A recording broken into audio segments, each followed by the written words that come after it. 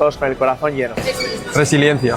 Aventura. Me ha encantado esta experiencia. Creo que lo que ha organizado la cátedra es algo totalmente único. Luchar. Salir de tu zona de confort. Crecimiento. Y me llevo, aparte del buen recuerdo, muchísimas experiencias. No rendirse.